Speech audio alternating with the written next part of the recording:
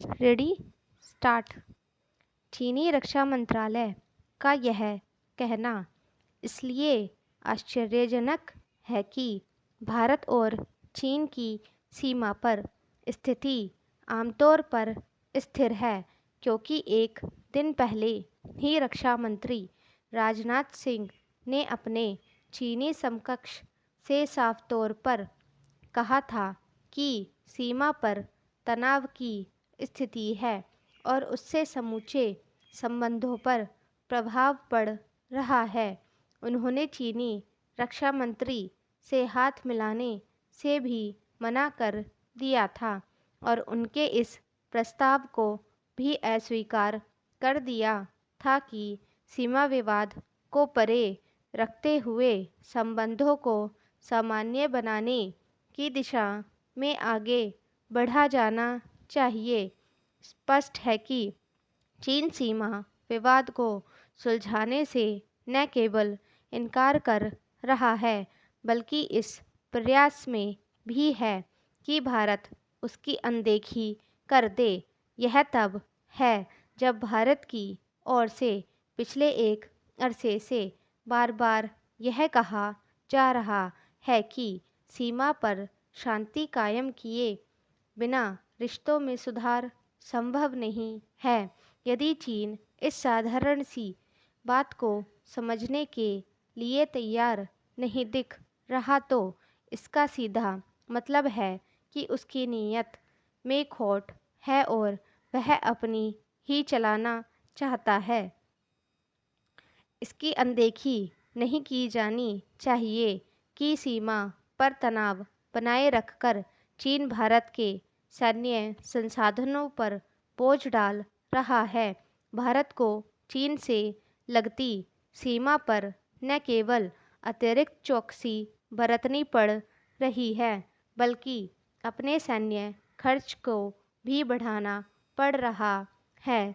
चीन का रवैया किसी भी सूरत में मित्र देश वाला नहीं है।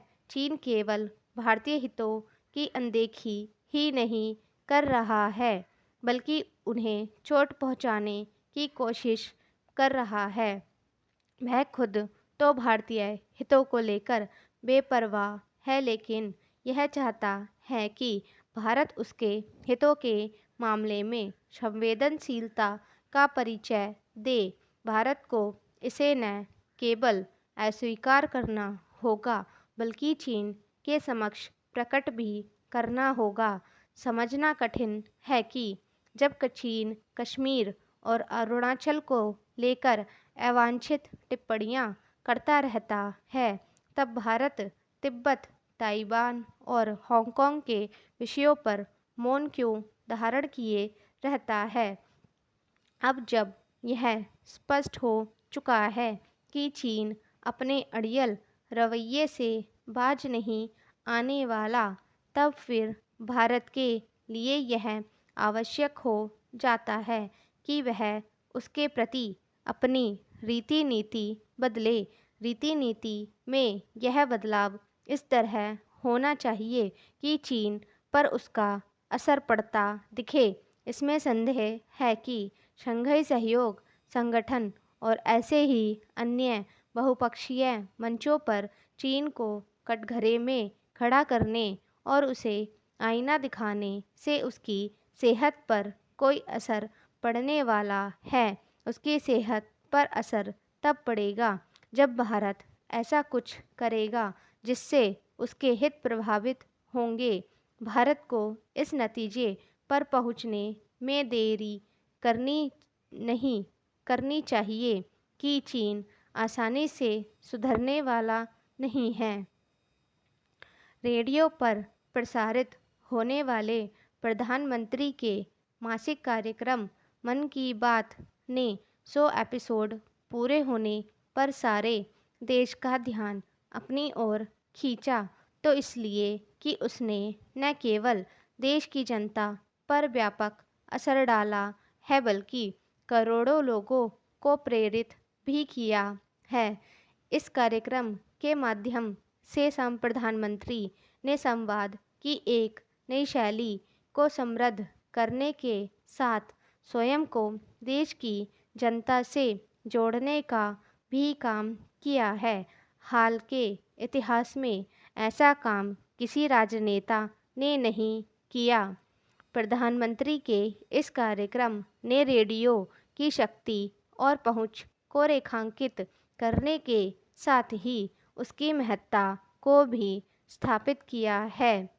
ऐसा काम एक समय महात्मा गांधी और सुभाष चंद्र बोस ने भी किया था, लेकिन उस समय रेडियो की पहुंच बहुत सीमित थी। मन की बात कार्यक्रम अक्टूबर 2014 से जारी है। इतना लंबा समय बीत जाने के बाद भी यह प्रासंगिक और जनता के आकर्षण का केंद्र बना हुआ है, तो इसी कारण क्योंकि प्रधानमंत्री ने अपने इस कार्यक्रम को राजनीति से दूर रखा है। उन्होंने इस कार्यक्रम के ज़रिए न केवल अपने मन की बात की, बल्कि देश की जनता के मन की भी थाह ली। इसके अतिरिक्त उन्होंने ऐसे अनगिनत लोगों से भी बात की जिन्होंने अपने कार्य और व्यवहार से कुछ कर दिखाया है और समाज को किसी न किसी रूप में प्रभावित किया है। इनमें से अधिकांश लोगों की पहचान और पहुंच केवल अपने क्षेत्र तक सीमित थी। कुछ तो बिल्कुल अनजान और गुमनाम से थे।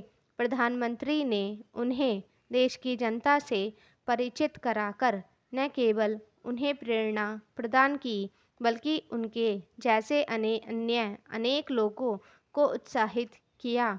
ऐसा करके उन्होंने सामाजिक बदलाव का एक बड़ा काम किया और इस धारणा को बल दिया कि देश को आगे ले जाने का काम आम जनता के सहयोग और समर्थन से ही संभव है।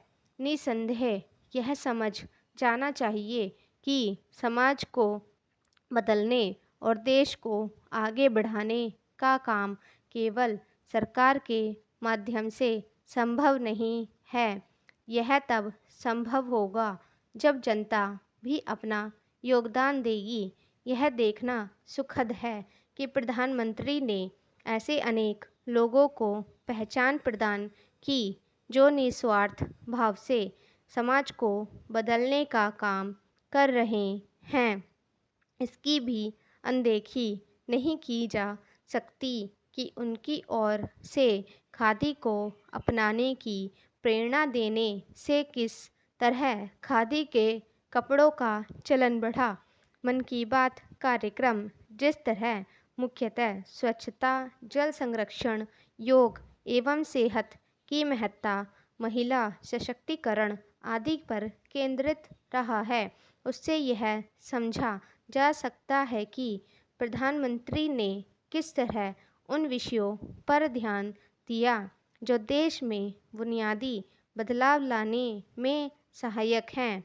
उपरोक्त विषयों के साथ उन्होंने समय समय पर खेल संस्कृति और खिलाड़ियों की उपलब्धियों को भी रेखांकित किया। स्टॉप।